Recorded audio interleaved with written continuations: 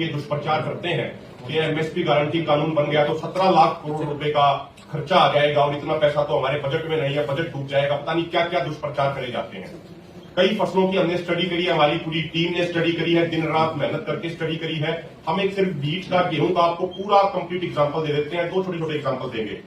2022-23 season की बात करें तो गेहूं की जो टोटल पैदावार है वो थी 1105.4 लाख मीट्रिक टन, 2125 रुपया प्रति क्विंटल उस समय रेट था। तो आप टोटल प्रोडक्शन इसकी वैल्यू वाइज निकालेंगे वो होगी 2,34,927.25 करोड़ रुपया।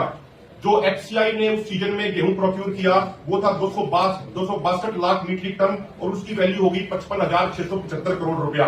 फिर एक 2005 की स्टडी है, 2005 की स्टडी में कहा गया था कि एग्रीकल्चर मिनिस्ट्री की ही स्टडी है कि जो टोटल प्रोडक्शन होता है उसका 36.68% एक किसान अपने घर में इस्तेमाल करता है या फिर पोस्ट हार्वेस्टिंग लॉस हो जाता है। घर के इस्तेमाल करने में जो उसका खुद का अपने भोजन के लिए यूज करता है, अपने पशुओं के लिए यूज करता है, जो हमारे मजदूर काम करते हैं मजदूर भाई उनके लिए जो यूज होता है वो टोटल 36.68% है। अगर आप उसका निकालोगे वो हो गया 405.51 लाख मीट्रिक टन, उसकी वैल्यू होगी 86,170.87 करोड़ रुपया।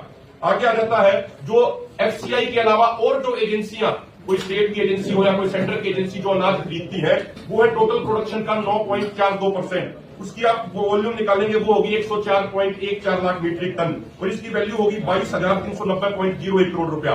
जो बाकी बचता है इसके अलावा वो बचता है 334.97 लाख मीट्रिक टन, उसकी वैल्यू निकालेंगे वो वैल्यू होगी 72,018.55 करोड़ रुपया। और बहुत सारे एक्सपर्ट से जो इस फील्ड के माहिर हैं, कम से कम 25-30 एक्सपर्ट से बातचीत की, बहुत सारी रिपोर्ट्स को स्टडी किया, उससे ये पता लगता है कि जो ये मार्केटेबल सरप्लस बचा इसमें से 20 से 25% ऐसा होता है एवरेज जो निकाली गई जो एमएसपी से कम पर बिकता है। तो अगर आप 20% लोअर लिमिट मान के चलेंगे तो उसका आता है 14,403.16 करोड़ रुपया और मैक्सिमम लिमिट आप 25% मान के चलेंगे तो वो आता है लगभग 18,000 करोड़ रुपए। और इसमें टोटल खर्चा है ये, इसके अलावा और कुछ नहीं बचता गेहूं के एग्जाम्पल में। और एक और